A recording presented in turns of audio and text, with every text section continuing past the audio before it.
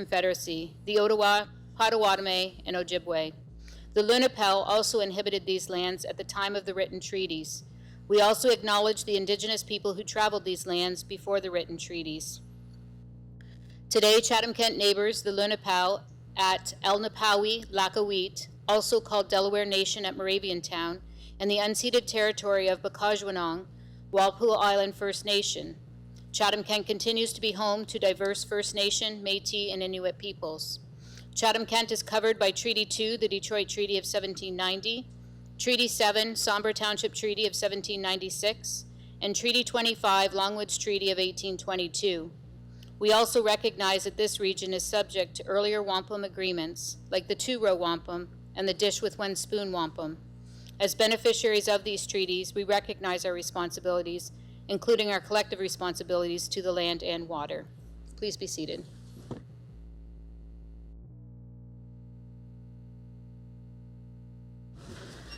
Mr. Mayor, there is not a supplementary agenda this evening. Rules of decorum at a council meeting. The municipality of Chatham-Kent supports open meetings that welcome debate of public policy issues in an atmosphere of inclusiveness, integrity, civility, fairness, and respect for differing points of view. Anyone conducting themselves in a way that disturbs, disrupts, or impedes the orderly conduct of the meeting, interrupts or makes derogatory statements or hate speech, defamatory comments about councillors, staff, speakers, or fellow members of the public may result in removal from the premises. This also applies to deputations. We ask that you do not approach council members if they are seated in their council seats, and the public, unless invited, is not permitted to come into the gated horseshoe area. The use of posters, signage, and literature is also prohibited. Mr. Mayor, for attendance this evening, we have absent Councillor Anderson, Councillor McDonald, and Councillor Finn.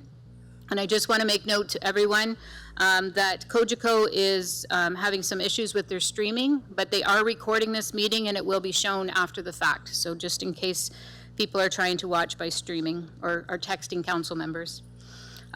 Disclosures of pecuniary interest, direct or indirect, for open session agenda items. We have not received any this evening. And we'll now move on to recognitions. We have the recognition of the U13 Girls Provincial Hockey Championship, and I'd like to pass it over to Councillor B. McGregor. Thank you. It's my great pleasure to congratulate the Chatham-Kent Crush U13 girls team for winning the gold medal at the Provincial Hockey Championship. They won gold by beating the East Ottawa Stars 7-2 in the final to finish with a 4-0-1 record. The team is made up of players from across Chatham-Kent, including Blenheim, Dresden, Wallaceburg, and Chatham, and we're really happy that they're here tonight, and I'll invite them into the horseshoe. We have some certificates for both the players and coaches.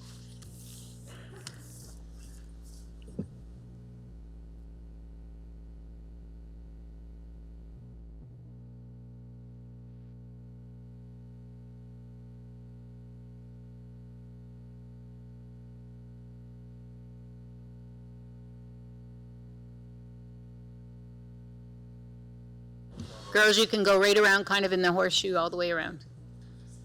Perfect.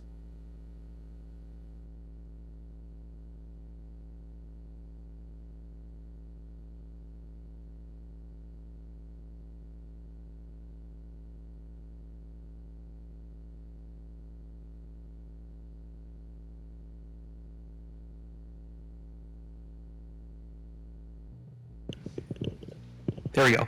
So again, thank you so much for being here tonight. Big thank you to the coaches and the Chatham-Kent Crush organization for everything you do for youth sports here in the community. And it's always a pleasure to be able to recognize a successful team and to get you in the horseshoe to take a couple pictures. I will pass the mic over to head coach Joel if you want to say a few words and call out the players' names so we can give the certificates here. Thank you. First off, I'd like to thank BJ for setting this up and Mayor Kenneth for allowing it to happen. To the parents, appreciate everything, the support. It was a great year. Love playing in Chatham-Kent, so keep it up. We'll Here, I'll hold them for you. thank you. We'll go with my assistant coach, Brent Nurse.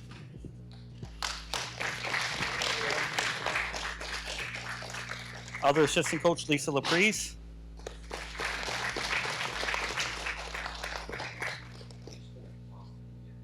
Sure. Assistant coach, Christine Tuncha. Assistant coach, Hillary Palangema. I think I butchered that. We'll be applause till the end. We'll be one really big applause. And team manager Casey Nurse.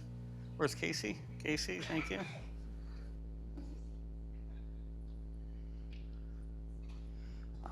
Now for the important players. Harper Copeland. Blair Rose. Aaron McCallum. Sophia Zola. Riley Goodall. Where's Riley? Frankie Griffith. Taylor Toonstra. Claire Notick. Nodick. Aubrey Woodall. Cambry Ovica. Sophia Ellerbeck Skinner. Colby Armstrong. Brenly Nurse. So I want to thank everybody, and we'd like to present the mayor. We have an extra gold medal. We'd like to give the mayor the gold medal. I will honor this. So I just want to say a couple words. Thank you for representing Chatham-Kent. We are so proud of you to come together and bring the gold medal home. So I'm going to put this in my office, but you make Chatham-Kent proud. So thanks for doing what you did, and thanks for the coaches, the parents, everyone that brought it together. Team effort. So congratulations.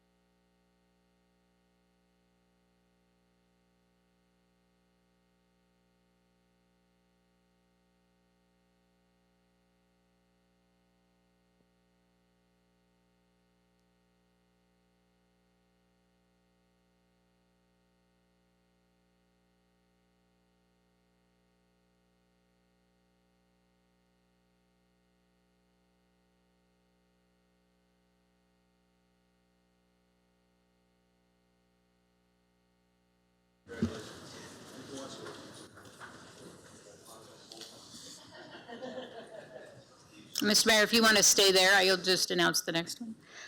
We have the next recognition this evening is the recognition of the athletes and coaches participating in the International Children's Game. And again, I'll pass it over to Councillor B. McGregor. Thank you. Tonight, Council recognizes Team Chatham-Kent athletes and coaches who will represent our community at the International Children's Games in Taiwan in August 2026. The International Children's Games is a worldwide event that brings together young athletes from across the globe through sport, culture, friendship, and leadership. This opportunity allows youth from Chatham-Kent to compete on an international stage while proudly representing both our municipality and Canada. This year, Team Chatham-Kent will proudly send representatives from the Chatham Pool Sharks swim team and the Chatham-Kent Wildcats basketball organization to the games. Chatham-Kent will be represented by both a competitive swim team and a girls' 3-on-3 basketball team, showcasing the depth of athletic talent and community support that exists within our municipality. This opportunity extends far beyond competition. These young athletes will serve as ambassadors for Chatham-Kent, Southwestern Ontario, and Canada on an international stage. Through sport, cultural exchange, teamwork, and leadership, they will build relationships and experiences that will shape them for years to come. Chatham-Kent is proud to be one of the few communities in Southwestern Ontario sending multiple sports to the Games. This demonstrates not only the strength of our local athletic programs, but also the commitment our community has made toward youth development, inclusion, leadership, and healthy, active living. The International Children's Games creates lifelong impacts for participating athletes. Many former participants go on to become future coaches, mentors, community leaders, and ambassadors for sport within their own cities. Our athletes will return home with experiences and perspectives that will inspire future generations of young athletes throughout Chatham-Kent. As these athletes prepare to represent our community in Taiwan, they also become part of the larger global legacy of the International Children's Games movement, with future games continuing in historic locations such as ancient Olympia, Greece, the birthplace of international sport and Olympic tradition. Team Chatham-Kent represents the very best of our community: dedication, resilience, teamwork, sportsmanship, and pride. As these athletes and coaches prepare to represent our municipality on the world stage, we know the Chatham-Kent community will take pride in supporting and celebrating their journey. We also hope this opportunity continues to strengthen community partnerships and encourage ongoing support for youth athletics and international opportunities within Chatham-Kent. Thank you. So again, we'll invite the athletes and coaches up to the middle of the horseshoe for a photo with Mayor Caniff.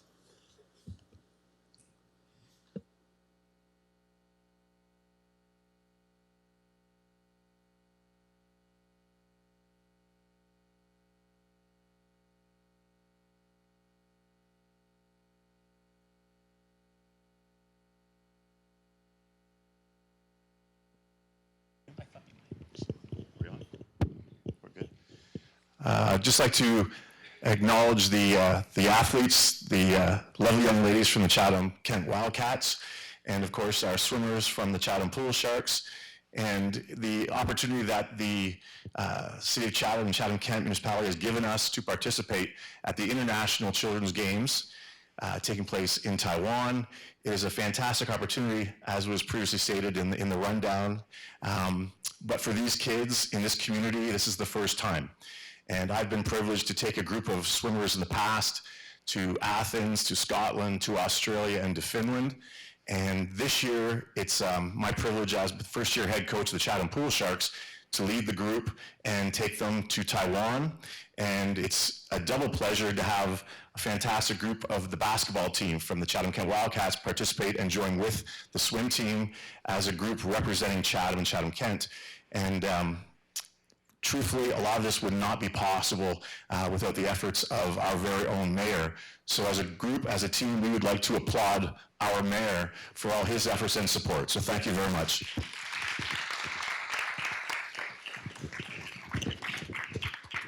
Thank you, and a big thank to the coaches and families for their support of young athletes and to our community. I know there's a few fundraisers going on as well, and we look forward to that community support for our young athletes going forward. Thank you. We look forward to celebrating with you when you get back. So,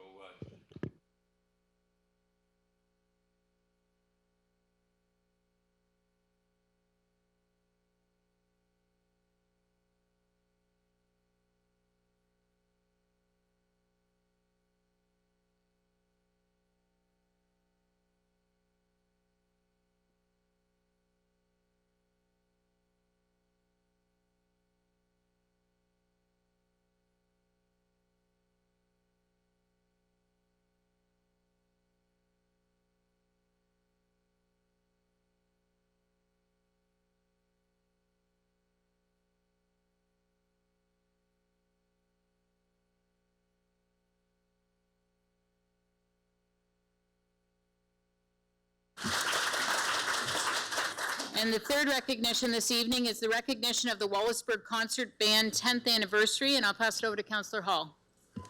Thank you, Judy. Over the last 10 years, the Wallaceburg Concert Band is a success story without peer in Wallaceburg. The band was formed as a reaction to the cancellation of the instrumental music program at WDSS upon Dave Babbitt's retirement. Determined to prove the importance, viability, and need for music in Wallaceburg, the call went out for potential musicians. Former students, some of whom hadn't played an instrument for 40-plus years, came out of the woodwork, and the task to form a high-caliber band began. While starting out small, the band currently boasts 60-plus members, attracting some of the finest musicians from Kent and Lambton counties. The members have fundraised, sought grant opportunities, and accept free will donations at all concerts, and assembling an incredible array of instruments that the band provides when personal ownership is beyond reach. The band was recently incorporated as a not-for-profit entity, and last month submitted application for charitable status. The members have a collective goal of offering high-quality music to residents of Chatham-Kent and frequently share their music by taking it on the road. Known for their innovative programming, 2026 marks 10 years of continuous growth, and the band is celebrating by reimagining their favorite music from their first 10 years in a series of concerts they are entitling their greatest hits. The band's mantra: "This isn't your grandfather's concert band." So we don't have all the members of the band here tonight, but we do have a few members here tonight, so I'd invite them up into the middle of the horseshoe to receive some recognition.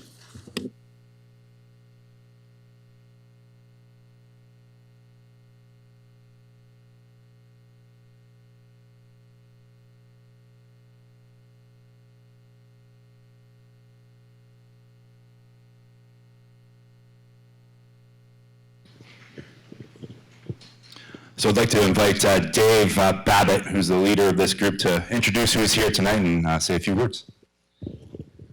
Sonia Lozon is our chair of our board.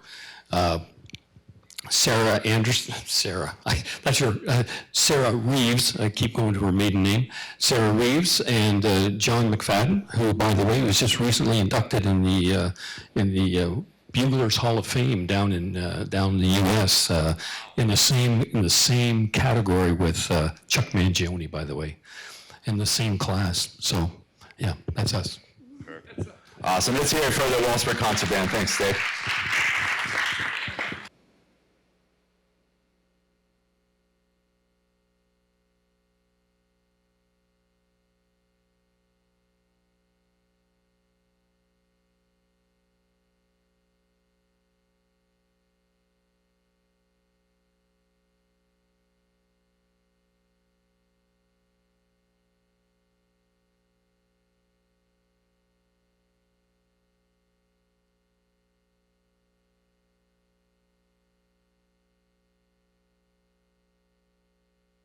Dave just informs me he's inviting everybody. There's a free concert at the high school by the concert band, 2 o'clock on Sunday. So we'll see you there. And I want to thank everybody for coming out tonight.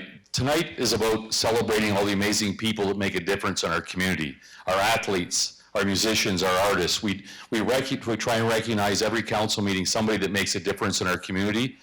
That's why Chatham-Kent's so amazing. So a big applause for all our groups. And as an extra bonus, we're not going to make you stay for the rest of the council meeting, okay?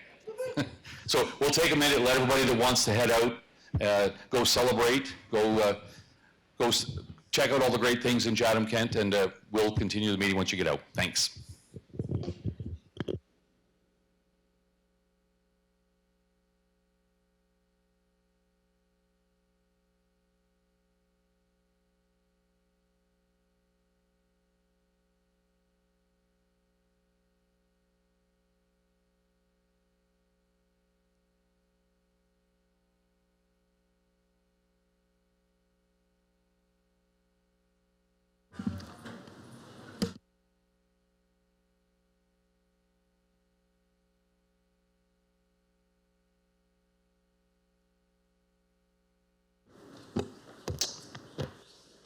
Thank you, Mayor Kenneth.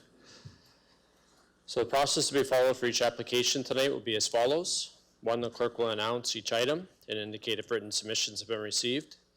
2, the mayor will ask if there's anyone present besides the applicant or agent with an interest to speak to the item and to indicate so by raising their hand.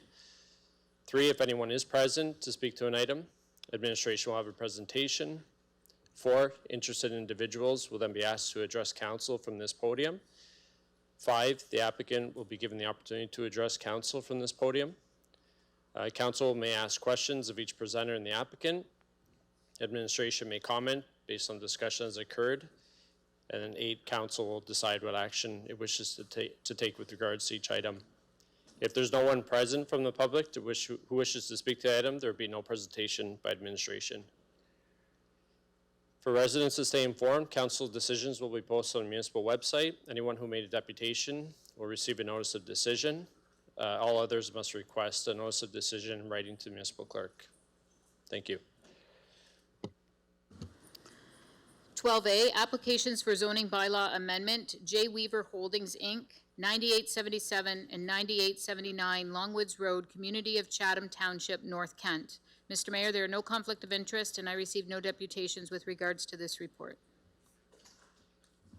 Is there anyone present other than the applicant or the agent with an interest in the application? If so, please indicate by raising your hand. Seeing none, Councillor McGrail and Councillor Jubenville, can I get you to put this on the floor, please? Yes, I'll put forth. And I'll second it. Any questions? Seeing none, we'll put it to vote.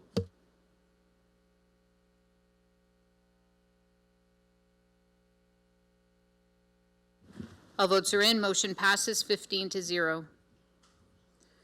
12B, applications for consent and zoning bylaw amendment, Maria Greason and the estate of Virgilio Greason, 66 and 104 Given Road, Community of Chatham Township, North Kent. I received no conflict of interest and no deputations were received. Is there anyone present other than the applicant or the agent with an interest in the application? If so, please indicate by raising your hand. Seeing none, Councillor Jubenville and Councillor McGrail, can I get you to put this on the floor, please? I will move that. And I will second. Any questions? Seeing none, we'll put it to vote. All votes are in, motion passes 15-0. And the final planning application is 12C, zoning bylaw amendment, 199 West Court Boulevard, Community of Wallaceburg. No conflict of interest and no deputations were received. Is there anyone present other than the applicant or the agent with an interest in this application? If so, please indicate by raising your hand. Seeing none, Councillor Hall and Councillor C. McGregor, can I get you to put this on the floor, please? So moved, Mayor Caniff. Happy to second. Any questions? Seeing none, put it to vote.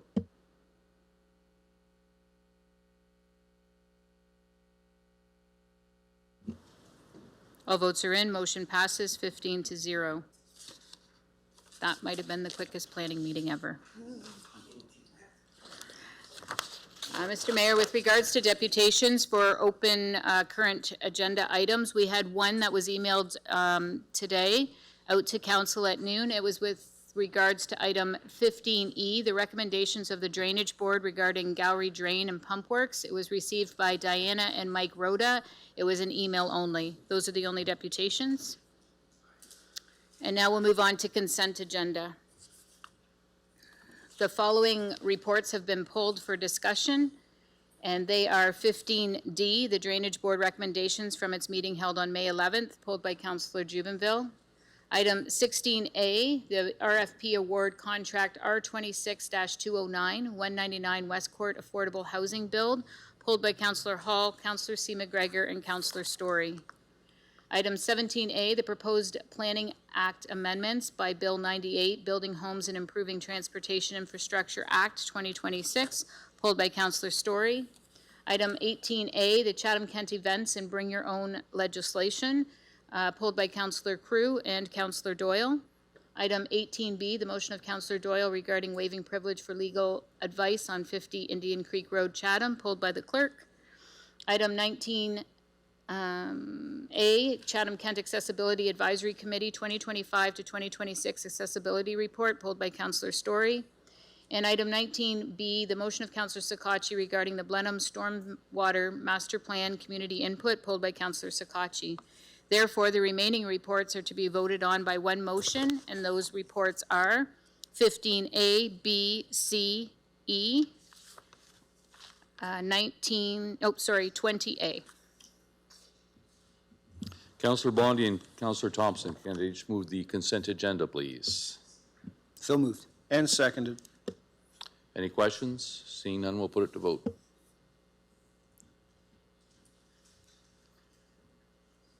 All votes are in, motion passes 15-0. Item 15, Chatham-Kent Council and Committee of Council Minutes. 15D, the Drainage Board recommendations from its meeting held on May 12, 2026. Councillor Juvenville and Councillor Wright, can I get you to move these, please? I so move. I'll second it. Councillor Juvenville, you had a question?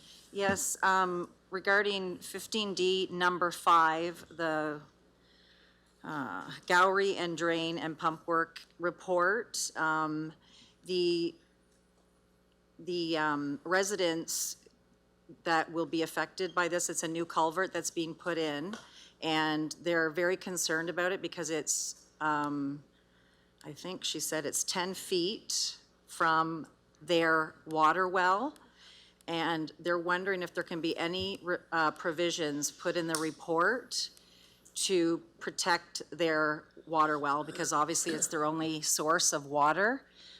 They are asking if there can be baseline testing, vibration monitoring, turbidity controls, and an emergency water plan. So I don't know if this is something that can be added. Thank you, through you, Mr. Mayor, to the Councillor Edward Soto, General Manager of Infrastructure and Engineering Services. I'm going to ask our Director of Engineering to provide a response on this matter. Through you, Mr. Mayor. So in terms of the questions from the owners who wrote in, so the the project's going through the Drainage Act process right now. It's gone to the first meeting to consider on May 12th, and it's here in front of council for its first and second pilot reading, and we'll go back to the Drainage Board again for consideration quarter revision on the cost piece on June 23rd. So there's another avenue for any landowners to attend and appeal. In terms of their questions, so the drainage reports prepared in the Drainage Act typically speak more directly to the specific components of the municipal drain to be improved. The construction specifications usually don't form part of that report. They're something that the municipality would prepare in tandem with the design drawings from the drainage report. So I can confirm in terms of the concerns raised, those items will be addressed in the tender documents that we prepare subject to approval of this report. Regarding the concerns raised, as you noted, so relative to the replacement of existing drain crossing, pre and post water quality testing will indeed be required for this well to ensure we have a proper baseline captured and maintained. The contract would be required to implement protection avoidance measures for the well to prevent damage or runoff from construction activities. And further, during the construction process, we would have a pre-construction meeting with the landowners so we can discuss all of the logistics and pieces with the landowner and contractor directly when we start that process. So we can confirm that those items will be part of the construction procurement. They're not specifically represented in the drainage report, but we have made note of their concerns, and we can certainly reach out to them and clarify that. If landowners had any concerns subject to proceeding through the Drainage Act process, there is another appeal process that they could also follow at the end of the Drainage Board process, and we do have it on our website and we can share it with them. We can confirm that we will be addressing these pieces in the tendering process. Okay, thank you. So you will have interaction with them moving forward. Okay, that's great. Thank you very much. Seeing no other questions, we'll put it to vote.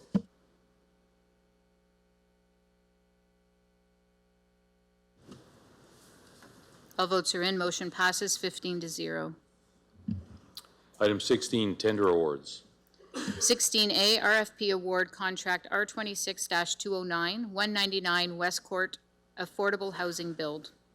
Councillor Hall and Councillor C. McGregor, can I get you to move this, please? Happy to move, Mayor Caniff. And very happy to second. Councillor Hall, floor is yours. Thank you very much, Mayor Caniff. Very thrilled to see this report come before council this evening. No questions, but just a few comments. I'm very thankful to staff for putting this together and making this project a reality. I think it's a great example of like interdepartmental collaboration and here with administration, and an example of following through with a strategic direction of council and following through with one of this term's priorities of council as well.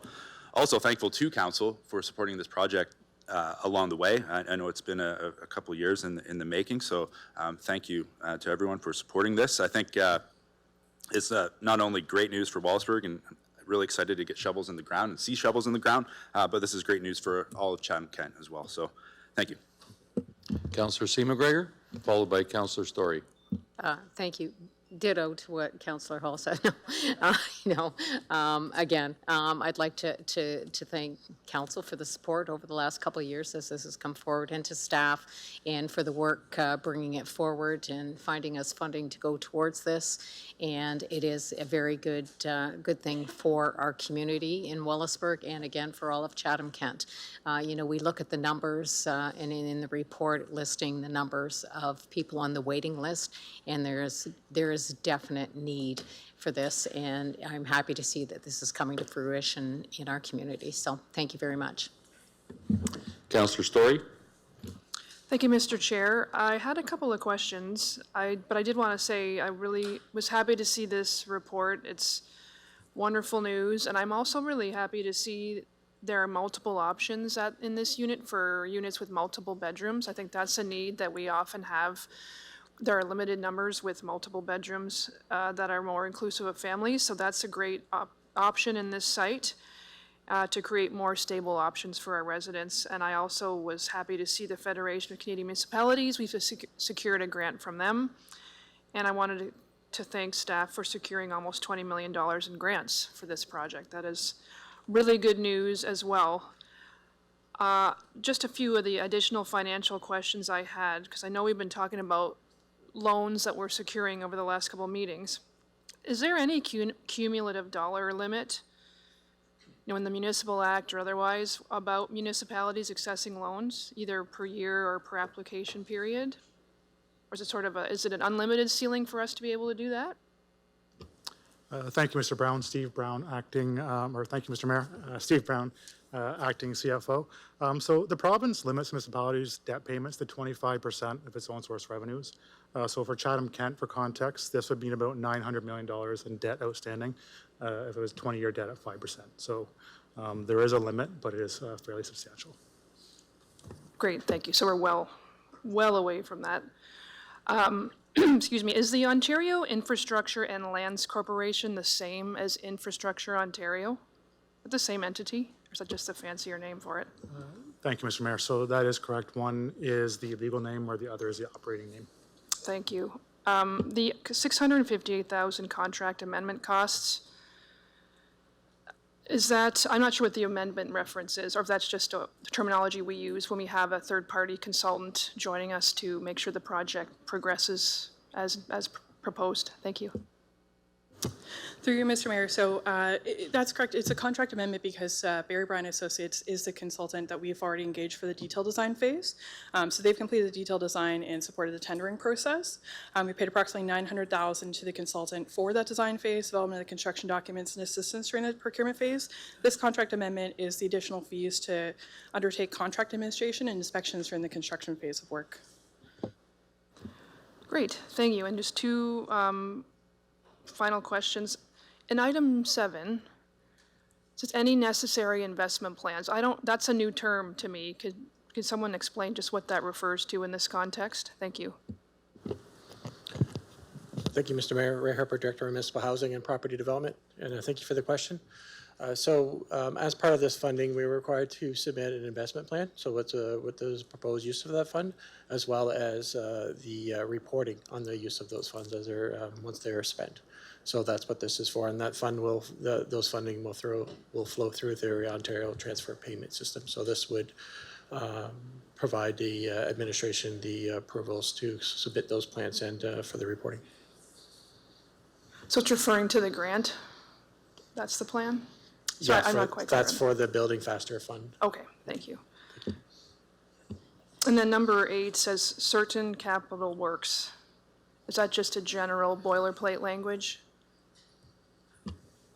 Thank you, Mr. Mayor. So the motion as written is required by Infrastructure Ontario, and the certain capital works is just referring to the actual project at West Court. Great. And then my final question, the last one, what is temporary borrowing? Thank you, Mr. Mayor. So there are two types of borrowing when financing for these larger builds. There's temporary borrowing, which is the borrowing of funds during the construction phase of the project, and then there's long-term, which is once the project is complete. So the temporary borrowing is just any borrowing that may be required during the construction phase of the project. Great. Thank you very much. I look forward to seeing this come to fruition. Thank you. Councillor Doyle, followed by Councillor Scacchi. Thank you, Mayor. Thank you for the report. Thank you for all the work bringing this forward. I will be voting in favor of this. I just had I don't remember seeing this in any of the numbers, and it might not be there yet, but would we have an estimate on what this is going to cost the taxpayers yearly, like for operating costs going forward? Just a rough figure? Thank you, Mr. Mayor. So it's roughly about, as planned for the 30-year debt, would be roughly $800,000 a year. No, sorry, I didn't mean the You're talking about the to pay operating off the costs? debt. I mean the actual operating costs, like on the 72 units, the entire project itself. What would be our expenses like that taxes are going to have to recoup every year? Just curious. So thank you for the question. The intention for this operating budget is to be cost neutral. So that is a blended rental income source outside of any kind of asset management plan and putting away to in the future for that. So there'll be in future budgets, once a project becomes close to fruition, you'll get a report to council or through the budget process that will have the operating budget. Okay, neutral sounds perfect to me for something like this. Thank you very much. Happy to support. Councillor Scacchi. Thank you, Mayor Caniff. Actually, just a couple quick comments.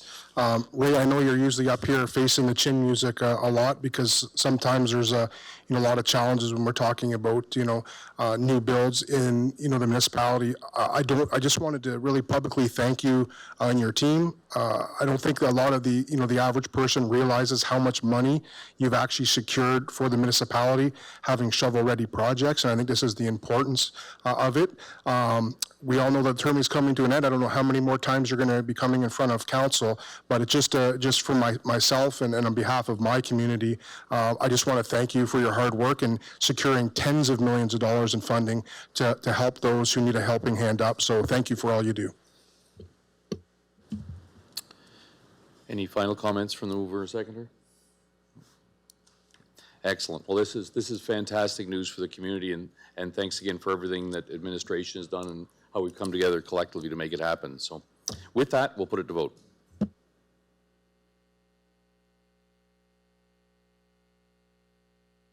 All votes are in. Motion passes 15-0. Item 17, Development Services. 17A, Proposed Planning Act Amendments by Bill 98, Building Homes and Improving Transportation Infrastructure Act 2026. Councillor Story, you had some questions about the information report. Yes, thank you, Mr. Chair. Thank you, Ryan and the team, for bringing this forward. You mentioned in your report that there are aspects of this that are potentially transformative, which is a pretty, that's an impressive descriptor for some of this. So I just wanted to review a lot of it because, not a lot of it, a few items that came to mind that you've highlighted in the report. Could you perhaps explain in layman's terms what exactly this bill is trying to do, either to or for municipalities? And I know this has already passed, been basically fast-tracked through the provincial legislature, so it might be helpful for us to know what's going on with it. Thank you. Yeah. Thank you, Mayor Caniff. The word transformative was words published by the Ontario government when they released this bill as a way to describe it, and that's a word that was carried forward through this report.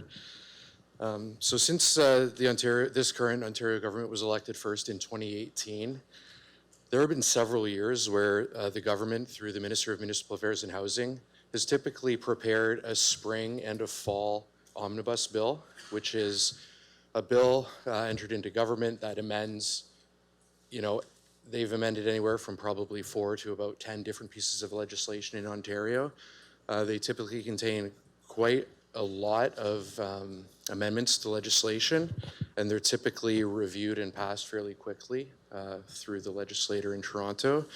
This is one of those. In the past, I think I've brought several information reports over the past few years, and sometimes there's reports that bring recommendations to amend or change local planning documents or seek council's direction on a particular course of action, because those legislative changes might have a direct impact or an immediate impact to Chatham-Kent. I have reviewed this bill. There's nothing in this bill that will significantly or immediately impact Chatham-Kent. However, these are changes within provincial legislation that over the course of time may affect future decisions that we make on a range of planning matters. So the report lays them out in a little bit more detail, but ultimately the theme that the Ontario government has had over the last several years is it amends the Planning Act. And of course, the Planning Act is the central piece of legislation in Ontario that set the parameters for local decision-making on land use planning. The province's stated goal for a number of years has to increase the speed in which housing is built, increase the number of houses that are built in Ontario, and increase the geographies of where these houses are being built in Ontario, all to accommodate a growing population of Ontarians and providing Ontarians a place to live and work over the long term. So all of these pieces of legislation are in that pursuit. And while it might not be apparent how the particular sort of granular amendments to this legislation achieve that, but I would say in totality over time, the changes to legislation over the last several years will eventually will change the course of land use planning in Ontario. So. Okay, that's a lot. I noticed a lot of the recommendations or regulations in the bill, we're referring to large and fast-growing municipalities. And they don't include Chatham-Kent on there, which I questioned, because there are a handful of both in size and relatively equal in population to Chatham-Kent that are on that list, but the province has determined that we are not. Do you have any, I mean, this is the provincial direction, but do you have any idea of why they have not included us in that list? Thank you. Thank you. I don't know how the province came to identify these 29 municipalities in the provincial policy statement as large and fast-growing municipalities. The policy significance at the provincial level in identifying any of those municipalities on the list is that the provincial policy statement specifically sets out that within new growth areas in those 29 municipalities, these municipalities shall plan for 50 people and 50 jobs per hectare of land. That is a considerable more dense regime of housing and employment that we see in Chatham-Kent. Typically in our Chatham-Kent communities, we're probably seeing anywhere between 12 and 14 housing units per hectare. These communities are tasked through provincial policy with 50 units per hectare. So it's a considerable implication to be on that list, as these are the communities where millions of people these communities will grow by millions of people over the next 2 or 3 decades, where Chatham-Kent will be growing by tens of thousands. Okay, thank you. So it might actually be better that we're not on it, perhaps, in that context. And I noticed that 2 Environmental Registry of Ontario listings have already taken place. And did we have a chance to provide those? I know one was closed before, or the legislation was passed before we even had for that ERO even closed. So did we have a chance to provide our feedback on that? Thank you. Thank you. Chatham-Kent did not provide comments on these ERO postings directly. In the past, Chatham-Kent has submitted direct submissions. An approach Chatham-Kent takes often with our neighbors in southwestern Ontario, particularly through the Western Ontario Wardens Caucus, is that county planning directors or planning commissioners convene, review the legislation, identify significant points of interest that are common, and use groups like the Western Ontario Wardens Caucus as a bit of an advocacy group to make submissions on behalf of a number of municipalities. I believe that did happen this time on a number of items, particularly around official plans. But Chatham-Kent, no, didn't submit directly on this. Okay, and just last quick question. Is there anything you could share with us about what happens next, or we just basically wait for this to be unveiled and we go from there? Thank you. Yeah, we wait and I respond as business comes before the municipality, and we expect a fall omnibus bill coming out of the legislator. So we'll hopefully be back with an information report in 6 months. Thank you, Ryan. Appreciate that. Thank you. Okay, we'll move on to item 18, Chief Administrative Office. 18A, Chatham-Kent events and bring your own legislation. Councillor Crew and Councillor Doyle, you both had some questions, so I'll start with Councillor Crew. Thank you. I sent my questions to Audrey, and I just pulled this report for information. So I know we get it in the package, and I sent her questions that I probably are in the report, but because I've received a lot of calls from organizers of events concerned about being able to bring your own booze to events in Chatham-Kent. So could you just give us the Coles notes while you have the floor, and to help our community understand this? Through the Mayor, thank you, Councillor Crew, for the advance questions on this. So I'll do my best to give you the Coles notes piece. So on March 17th, the province introduced new regulations that would allow bring your own alcohol to certain community events, community and cultural events. But to allow that to happen, a municipality has to have a bylaw in place to allow bring your own alcohol at these events. And also has to then have an administrative process that defines what type of events can actually fall within this legislation. So basic community and cultural events. Chatham-Kent currently operates under a municipal alcohol policy, so we do not have a bylaw. We've never had an alcohol bylaw. So this came down on March 17th with implementation on April 30th. So the special events team pulled together our interdepartmental approval team, so various departments that typically review special event applications, and discussed some of the implications of allowing bring your own alcohol sections at events.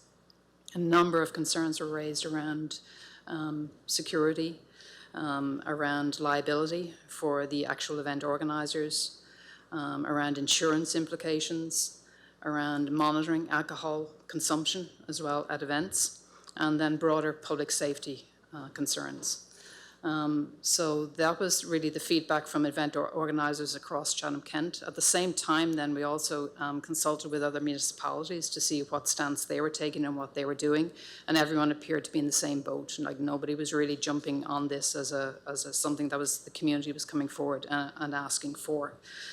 So with all that in mind, at this point in time, we do not have the ability to bring your own alcohol at events in Chatham-Kent. Would like to note for council and for the community that an organisation, if they were to have a bring your own permit and they took that approach with the AGCO, they would be responsible for guidelines that are laid out in the special occasion permits. So that would include monitoring alcohol consumption on site, ensuring people get home safely, and then the fee for the permit as well, with obviously no corresponding revenue. A big piece that came out from our community event organisers was that often the bar is a revenue generator by service groups, and those funds then go back into the community for various, supporting the community in various ways. So all told, at this point in time, the event organisers across Chatham-Kent were not particularly looking for this to move forward at this point in time. In fact, they were not. And then a number of considerations raised around safety, security, insurance, liability, all of those pieces. So based on that feedback, we're not currently permitting bring your own at events. Anyone who has questions on that can call 311 and get answers and be connected to our special events team if they have any questions. We do have a lot of Q&As listed on our municipal website as well around special events. And I think it goes without saying that as administration, it is our role to continue to monitor this, to continue to monitor what comes down from the province, from other municipalities, from the community, and requests on that. But at this point in time, we didn't feel we were in a strong enough position to move forward, given all of the question marks around it. Thank you, and I want to thank you for the report, because I was receiving a lot of calls, and I didn't know all the answers either. So thank you for putting this together. So if you plan on taking a cooler to an event, you better have pop in it, correct? Water. Water. All right. Thank you very much. Councillor Doyle? Thank you, Mayor, through you. Thank you for the report. As somebody who did a large event in Tecumseh Park that was a fundraiser back in 2016, I would agree that most fundraisers or most events, if they're fundraisers of any kind, you're not going to want bring your own alcohol, because that's a big party revenue that you're going to bring in. So I'm fairly on the same page as this. I guess my question would be, if the province sent this out and said municipalities are allowed to do this, should this not have been a council direction that we decided not to do it?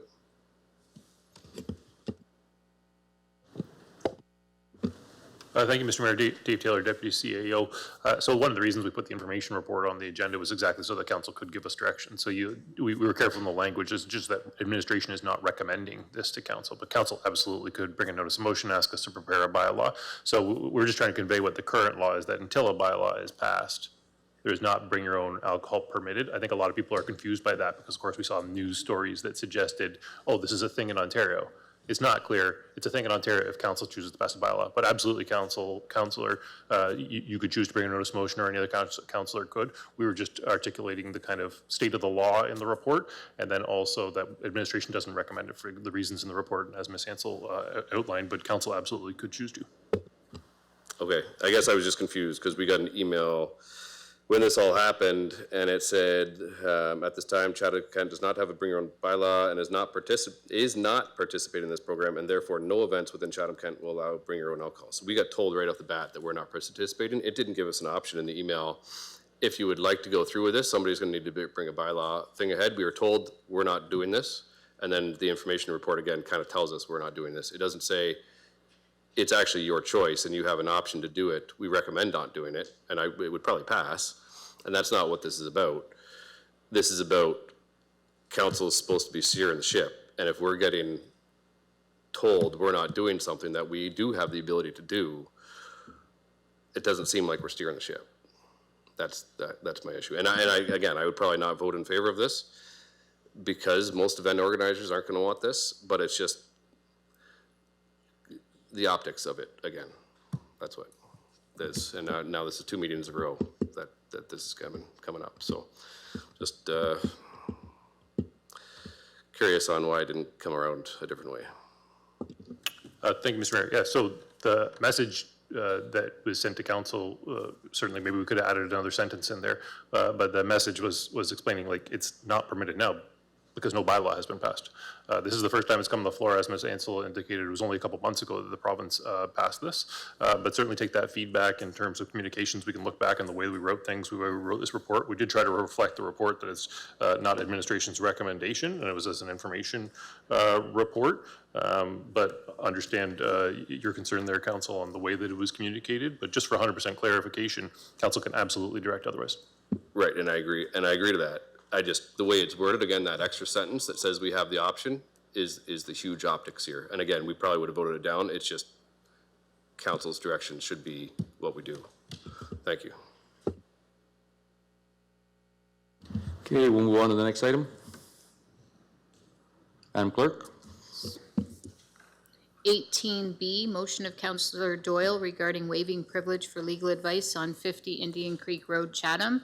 I've pulled this just to notify the public that as item 18B regarding waiving confidential solicitor-client privilege advice about 50 Indian Creek involved council receiving legal advice, the vote on the matter has occurred in closed session.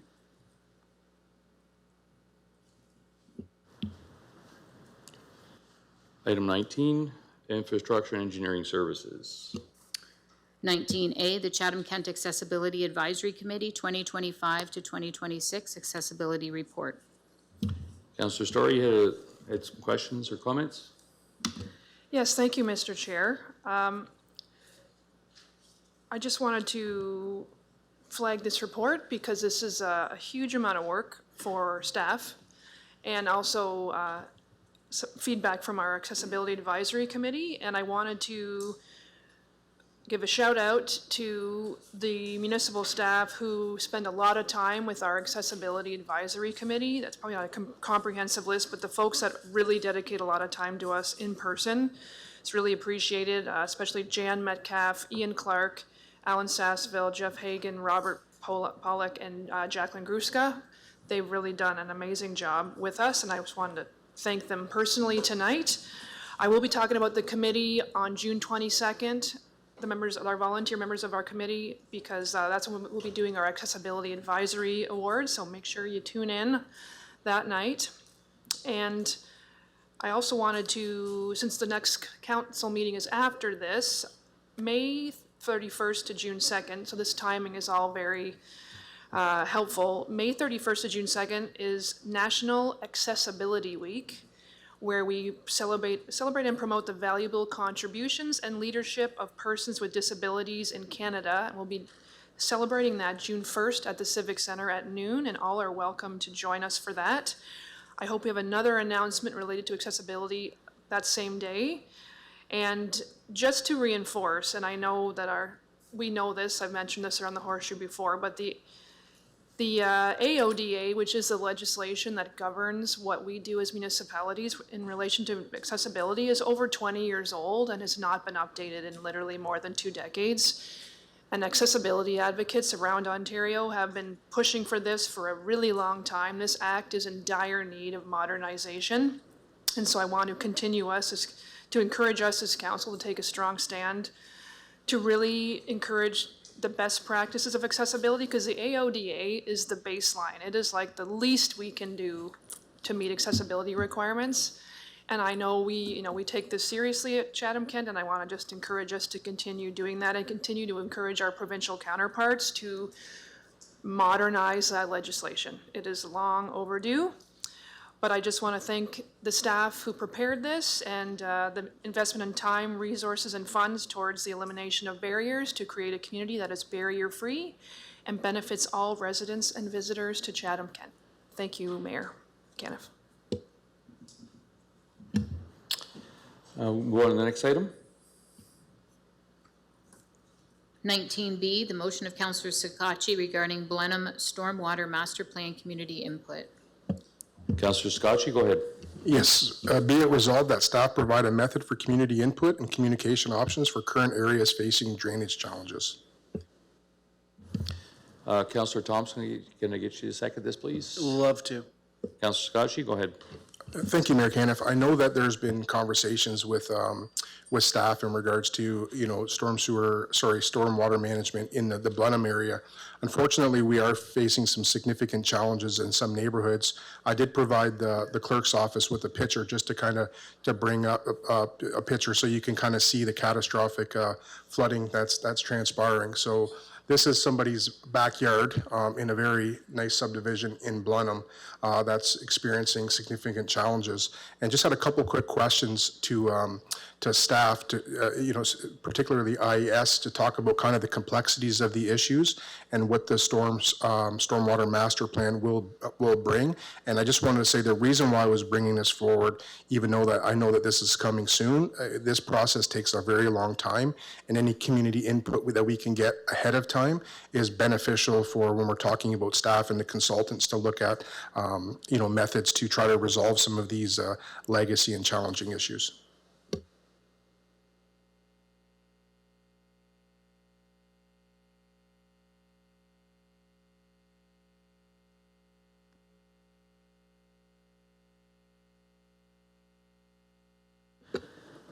Through you, Mr. Mayor. So yes, further to what Councillor Sakachi noted, so we do have plans to undertake a stormwater master plan in the community of Blenheim this year. And so this motion aligns with that. And as shown on the screen, in April, we did experience a significant rain event, which can exacerbate some of the conditions with some of the drainage infrastructure we have existing. And in some of our communities, and particularly in Blenheim, we do have a mix of some of our typical roadway, sewer infrastructure, and Municipal Drainage Act infrastructure, which are not connected and follow different processes and have different design standards. So there is a great importance to us to undertake a process here and receive the input from community members on where we're experiencing drainage infrastructure challenges and develop short-term and long-term infrastructure improvements that we can put into place to update the infrastructure to current day standards. Thank you, Marissa. And just a quick question to either yourself or to Ms. Crawford. So some of the residents have indicated that there was legacy work that was being done on some of these drains in the area, but the municipality is stating that they're not municipal drains. Is it possible to ensure that we are taking a good look and overlook to ensure that these weren't serviceable assets at one time? Through you, Mr. Mayor, absolutely. We will be doing that review through this process. Some of that, like I noted, there are some typical sewer infrastructure and Municipal Drainage Act infrastructure that aren't directly connected, but when we have flooding events, one may surcharge into another system. And so they follow different processes. We have different accesses. In some cases, there are private property experiencing flooding where we don't have any access provisions for infrastructure. So we will certainly be looking into that deeply and certainly welcoming any feedback from the community members through public meetings and using our Let's Talk page for us to identify the concerns and really get into specific solutions to address these issues. Thank you. And just in closing, my last comment would be, in some of the videos that were sent to me, it looks like that our roadway is being heavily infiltrated by water. It's almost like a stream coming through our roadway. Is there not some type of municipal obligation that we have to ensure that, our infrastructure is protected and we're providing, our share of, the diversion of that water that's coming onto our roadway? Through you, Mr. Mayor, we do have certain standards to follow for our sewer infrastructure, as well as our Drainage Act infrastructure. When we experience a significant rain event, that can exceed what the infrastructure is designed for. So we can have periods of flooding where the road's flooded because the catch basins aren't designed for any range of events. They're designed for a certain standard, and when we experience a larger event, it can take some time for that system to catch up and start to drain down. So certainly there are some parameters that we follow, but there is a need for us to review the design parameters for some of that infrastructure and confirm what updates are required. Thank you.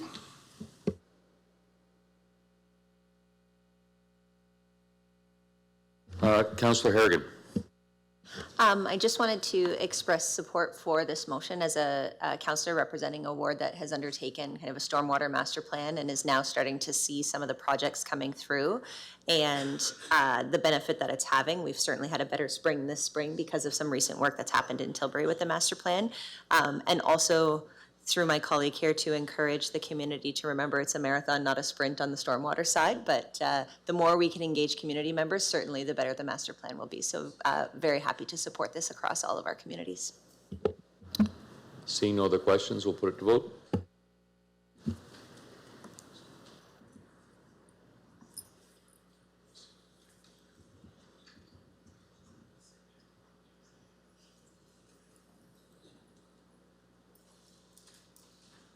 Councillor Bondi? All votes are in. Motion passes 15-0. We'll move on to notices of motion. Councillor Bondi has one, and then Councillor Doyle has three. And Councillor Story has one. So we'll go Councillor Bondi, then Councillor Doyle, and over to Councillor Story. Thank you, Mayor Caniff. I, Councillor Bondi, move the following motion to be debated and voted upon at the next council meeting. Whereas there has been recent interest from the Ontario Hockey League about establishing an expansion franchise in Chatham-Kent, and whereas the 2025 Parks and Recreation Master Plan identified the need of a twin-pad multi-use recreation complex, with council approving a feasibility study, the yet-to-be-issued RFP may not have contemplated a larger venue. Therefore, council directed administration to initiate a feasibility study which considers A, constructing a new twin pad arena with one pad with 2,500 seats to accommodate the Maroons, and a second community ice pad with 200 to 300 seats, and B, constructing a 5,000 plus seat area to accommodate an OHL franchise with 2 or 3 additional ice pads with community-based seating. Thank you.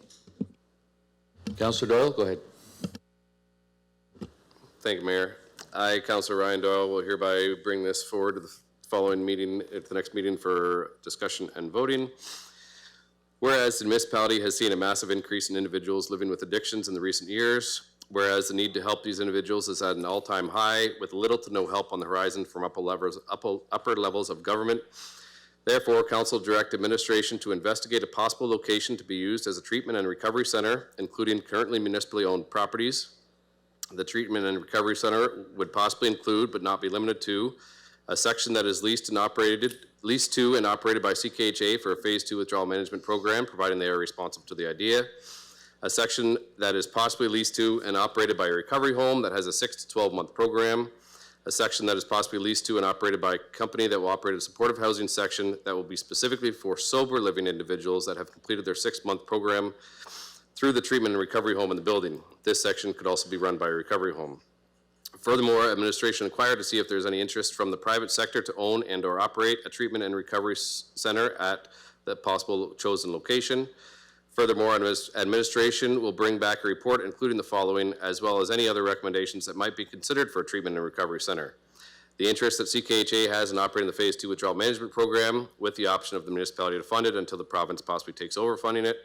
If there is any interest from the private sector or any recovery homes to operate a 6 to 12 month program out of the building, If there is any interest from a supportive housing company that will operate a six-month supportive housing program that will strictly be for sober living people that have gone through the recovery home program. Furthermore, providing that there is interest from these three groups or the private sector through EOIs, administration will then give council the option to go out to RFP for the design of the treatment and recovery home building, or give any other options that might work for a treatment and recovery center. The municipality will possibly fund the infrastructure or changes to the building and then lease it out to the groups operating the treatment and recovery center. The municipality will not be operating any part of the treatment and recovery home. If any or all components of this move forward, regular in-person and online public consultation, including neighborhood meetings, are incorporated through the process. This report should be brought back to council on or before the August 10th, 2026 council meeting. Thank you. What are the other two? They're shorter at least. Councillor Ryan Doyle hereby bring the following notice of motion to be discussed and voted on in the next council meeting. Whereas the municipality has received a replica statue of Fergie Jenkins in 2023 that currently sits outside of the Civic Center in Chatham. Whereas the ballpark at Fergie Jenkins Field is now fenced in and has cameras. Whereas people would like to see the statue at the Fergie Jenkins Ball Diamond where it truly belongs.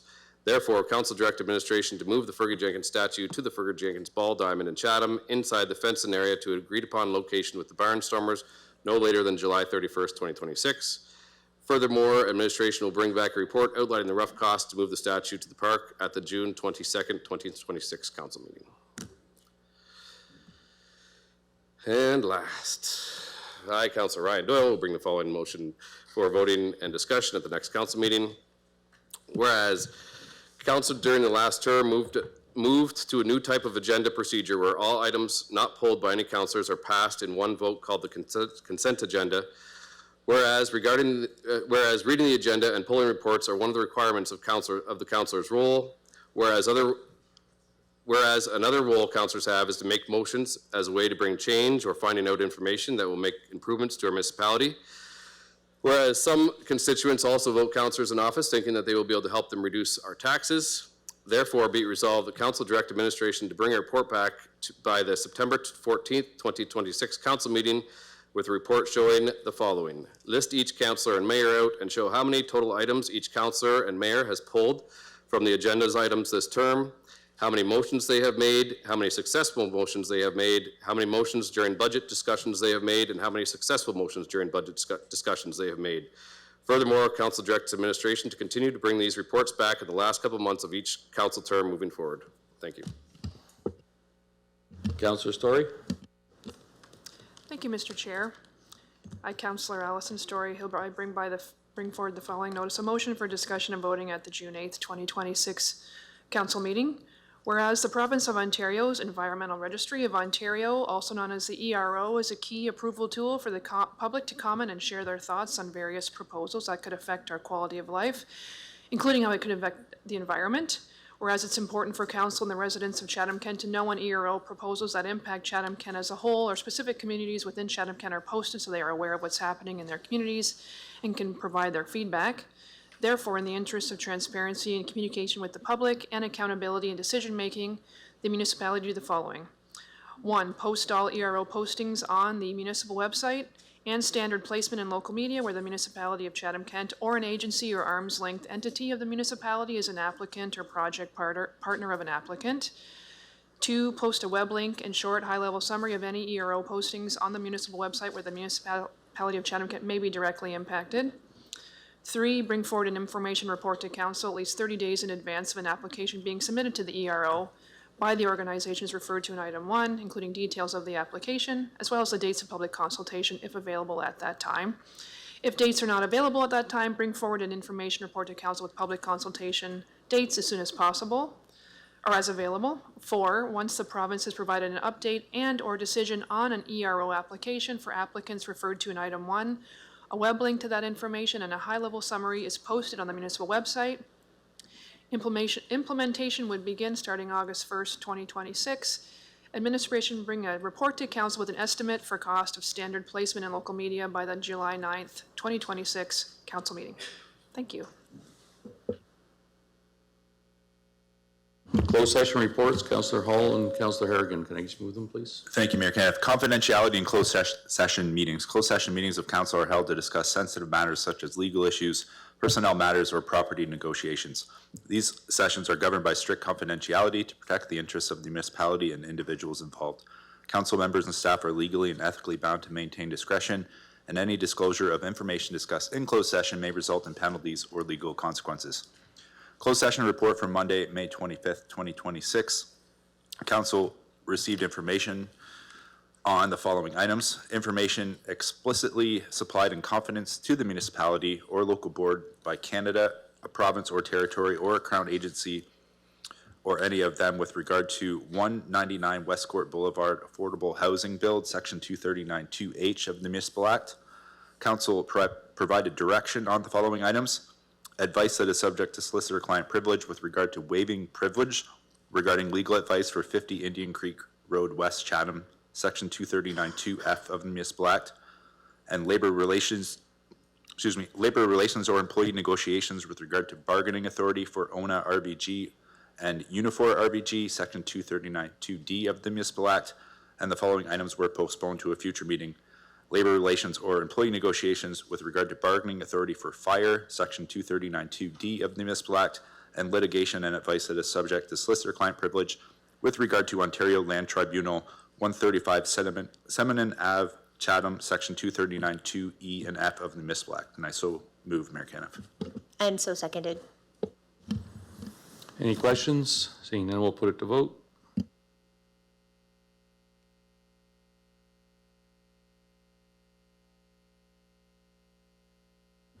All votes are in. Motion passes 15-0.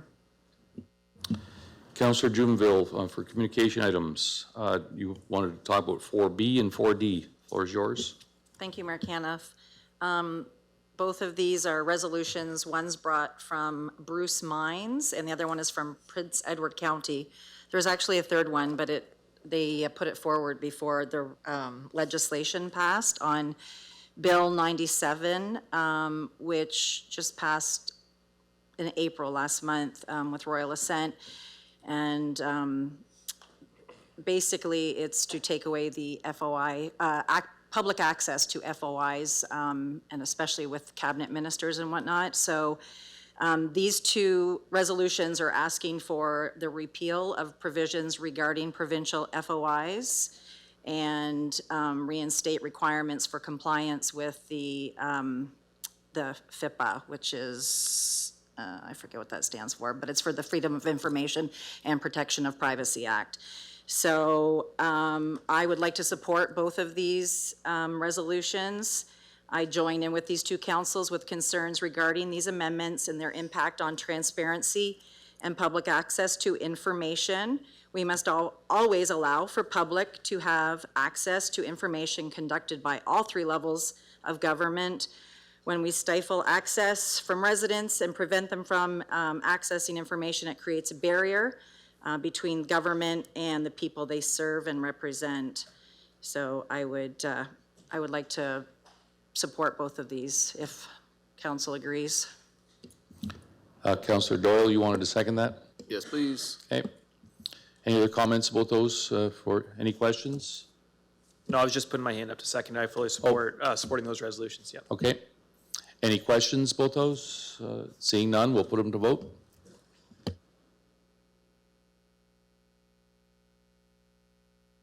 I'll go. Anyone opposed? Motion passes.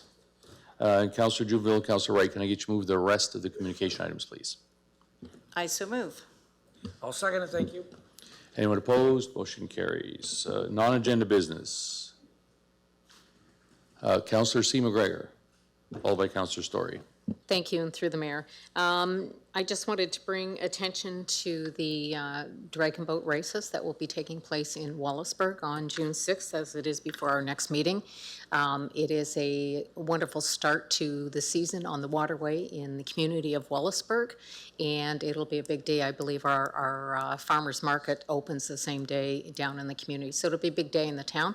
So if you've not been out to see a dragon boat race, or even if you have, would love to see you come and support the event that's will be taking place in Wallaceburg on our river basin. Thank you.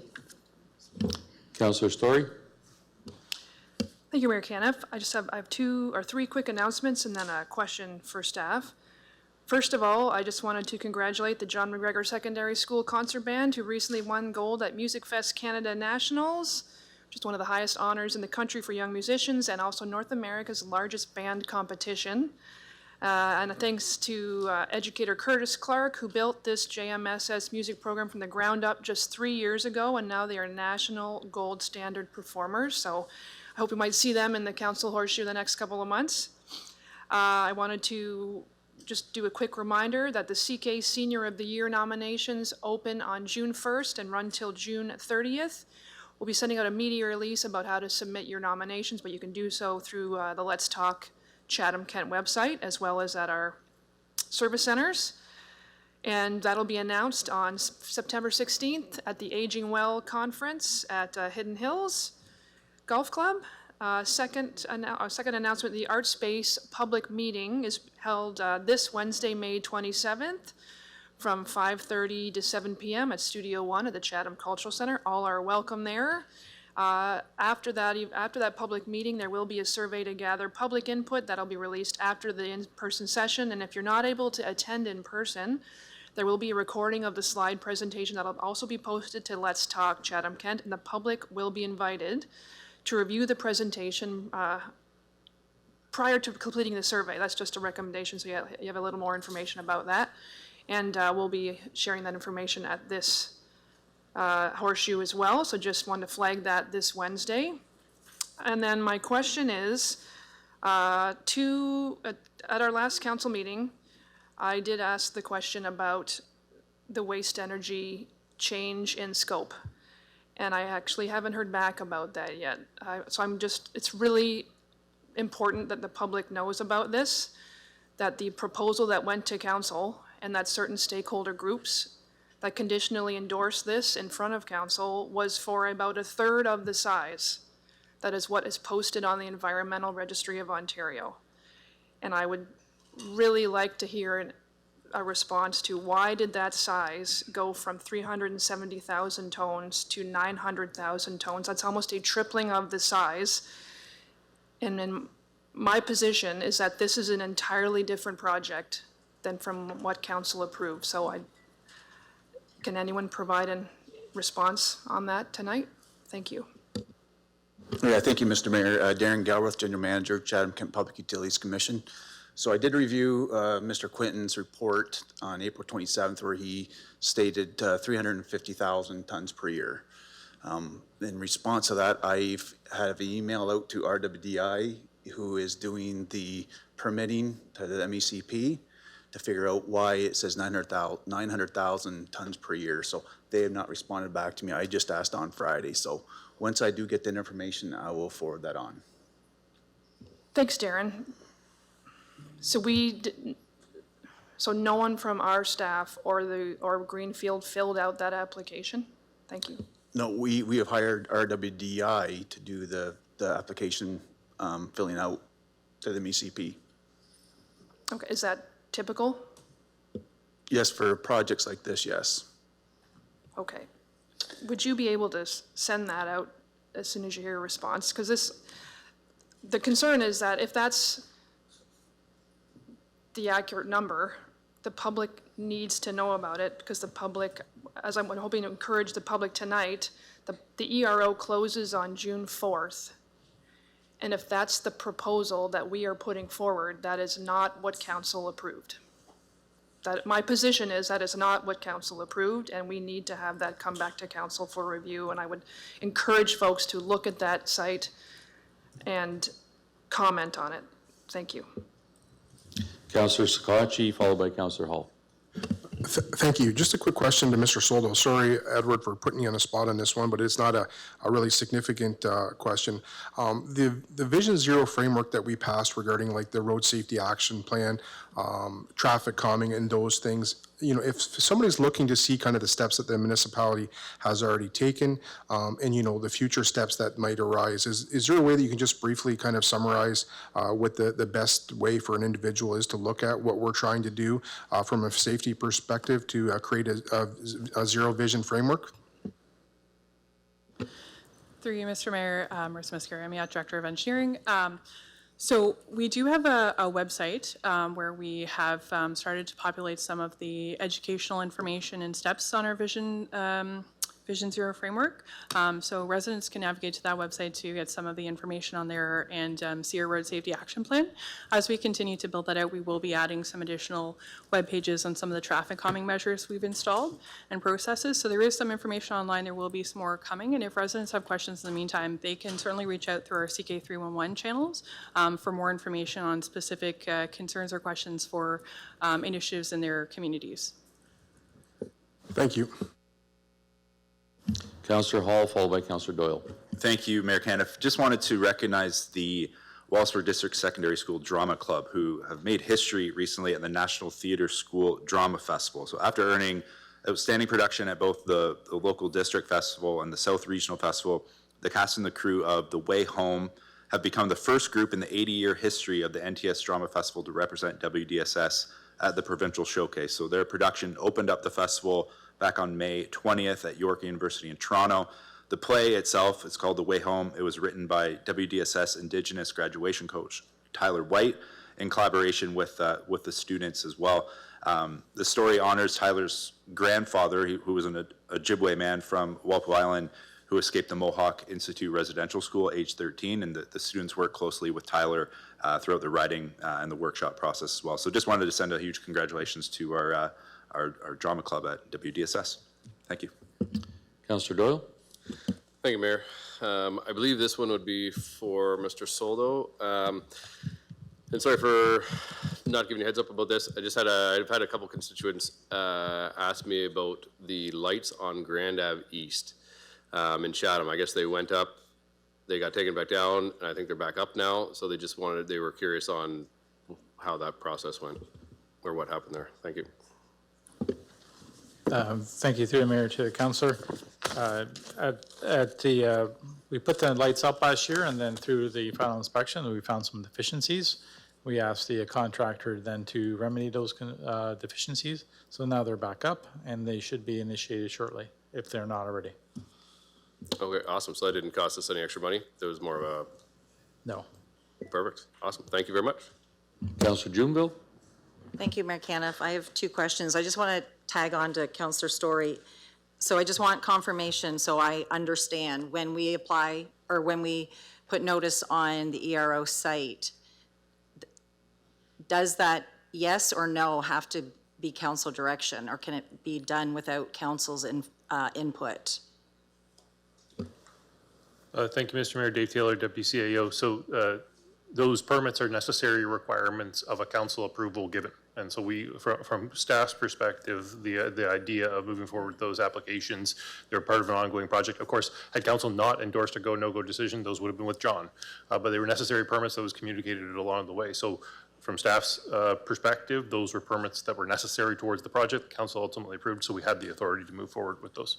But they were posted before we gave approval? That's correct. That's why I said Okay. like they would have been withdrawn, but they were kind of necessary preconditions. We were doing a lot of steps along the way. Council had endorsed moving forward with different steps like design work and proceeding forward with that along the way because this came to council several different times. Okay. So okay. I would just think that you would wait for council's approval before you did that. So it's a matter of timing, right? Because we're trying to meet all these different conditions in order to get to a point to where the project can actually proceed, and we Right. have timing under the financing and support from senior levels of government. Yeah. And so, as we talked about a couple of times here, there's lots of moving parts in this, and that's why even with the council no-go decision, go-no-go decision, there was still conditions afterwards, and there was work that had to be done in advance, and council had endorsed in the past a series of funding design work and permitting work to get to that point. Okay. Okay. Thank you. And I have a different question. So I've been contacted by multiple constituents after the ward funding final statement of all of our ward funding has been made public. I've had a lot of people reach out to me with concerns about the cost on the wood carvings. I think it's, I could be wrong, but I think it's $338,000 that have been spent on the wood carvings. Did the carvings, did it go through the regular procurement process, or did we single source this out to one individual? Thank you, Mr. Mayor. I'll try to take the question. I'm going to have to go back through each of those, but art, it's art. Like, art doesn't really go through a procurement process in the same way as buying like a vehicle or something like that, right? So the way that the ward funding worked, as councilors will remember from seeing it, was, staff would do some sort of assessment, internal assessment of applications or thoughts about it. There'd be discussions with councilors, or councilors would have their own projects that they wanted to proceed with. Right. Staff might get some commentary on it, and then it was approved and staff kind of implements from there. So art is a unique one in and of itself, but there is no specific procurement process for that wood carving. Okay. I guess, so I'll just relate it to within my ward in Mitchell's Bay, they wanted to put some benches up. One of the members had found she sourced her own benches, but I was told that it had to go through a procurement before. They couldn't, they might pick the benches that she liked, but it had to go through a procurement. So I guess benches aren't art, but he led me to believe that everything to do with the ward funding has to go through some type of procurement. So I'm just, I guess it's just concerning that if we've single sourced out these wood carvings to one individual and handed over $338,000, that's a lot of money.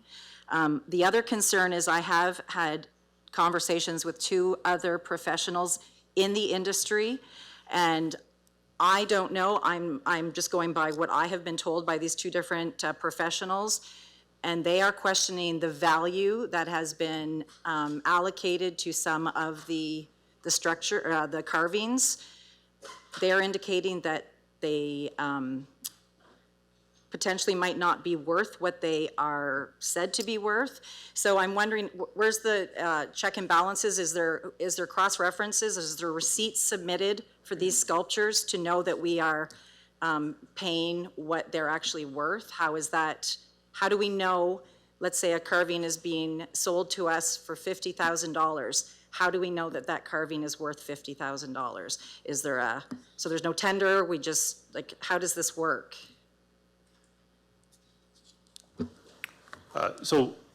We're getting into a lot more details about Okay. the piece beyond, I think, what's probably, non-agenda business. Okay. I think if you have a series of questions, what I'd appreciate, like, there's a lot of applications. I'm not trying to avoid Okay. answering questions, but there was a lot of applications that came through 18 ward councilors making all of their Right. approvals for all of these projects. We'll need some time to take that away. So Okay. if councilor has questions about the ward funding process, I understand we just recently posted kind of the Yep. totality of the 4 years, which is giving Right. rise to this.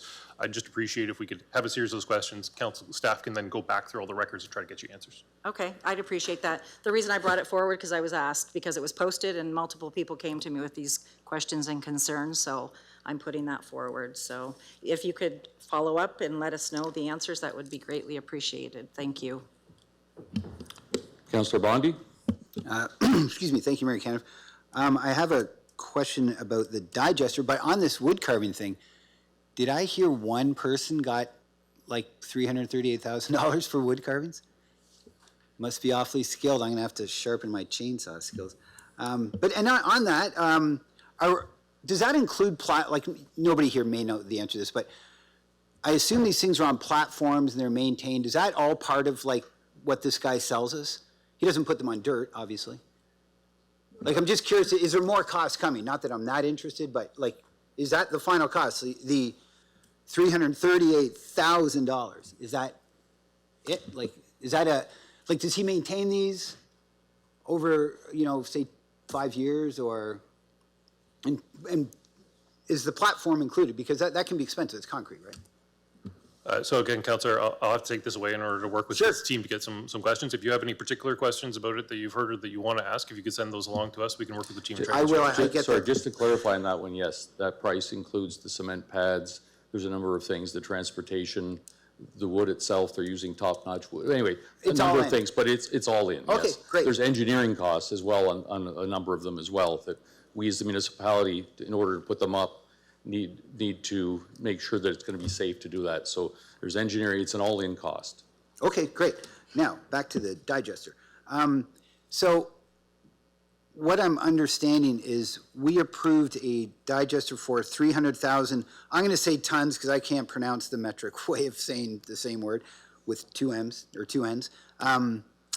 So why are we applying for a $900,000 permit if we approved a 300,000 ton?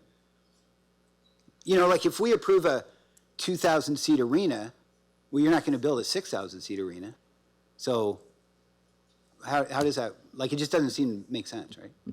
Yeah, so I think as Mr. Galbraith committed, that we're working with the consultant in order to come back and get counsel and answer, and we'll absolutely do that. So we don't know that. Okay, well, we'll anxiously await the answer. Thank you. Okay, we'll move on. Oh, Councillor Doyle. Sorry, thank you through your mayor. Just on that, when did we get that, when did we hire that consultant that would have done that application for us? Do you know? Thank you, Mr. Mayor. So RWDI was hired jointly through Greenfield Global and Chatham-Kent, Municipality Chatham-Kent and Chatham-Kent PUC to work with GHD, who does all the research and the environmental assessments. And RWDI puts that information together to put in applications to the MECP to allow for permits. Did you just know when? Like, was that a year ago, 2 years ago that we started with them? That I don't know for sure. The only reason I ask that is because if I can remember correctly, when we originally started this process, the plant was going to be different than what we finished at. And I believe the original one had a lot more trucks coming here, and it was going to take a lot more than what we kind of revised that to. So is it possible that the numbers that they're using, and that's why I wondered when they started with us, because if they started with us back when that was the idea, are those numbers that they're using possibly still our original numbers and they haven't been changed to our new numbers? That's just what. That is possible, but we will get the answers back to the council. Yeah, okay, sounds good. Thank you very much. Okay, we'll move on to first and second readings. Councillor Bondi and Thompson, can I move the first and second, please? So moved. Second. Any questions? Seeing none, motion passes. Third and final reading, Councillor C. McGregor and Councillor B. McGregor. Happy to move. Happy to second. Any questions, any concerns? Seeing none, motion passes. The resolution of council, Councillor Hall, and can I get Councillor Scotchy to wrap it up, please? Thank you, Mayor Kenneth. I move that Chatham-Kent Council adjourn to its next meeting to be held on Monday, June 8th, 2026, and that Chatham-Kent Council authorize itself to meet in closed session on that day to discuss any matters permitted by the Municipal Act. So seconded. Anyone opposed to wrapping up at 7:40? Seeing none, have a great night, everyone.